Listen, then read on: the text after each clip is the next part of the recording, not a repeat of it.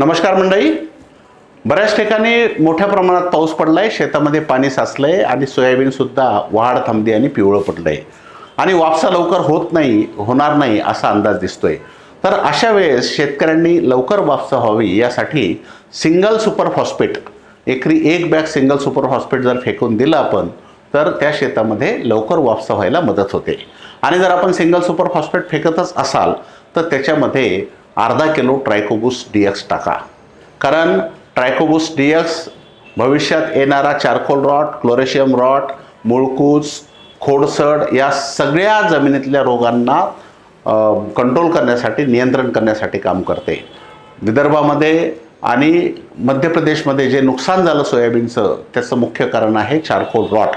आणि या चारकोल रॉटला रोखण्यासाठी ट्रायकोबूस डीएक्स हा एकमेव चांगला उपाय आहे. त्याला आपल्या सिंगल सुपर फॉस्फेटमध्ये मिसळून आपण त्याचा वापर करू शकतो, फेकू शकतो. धन्यवाद.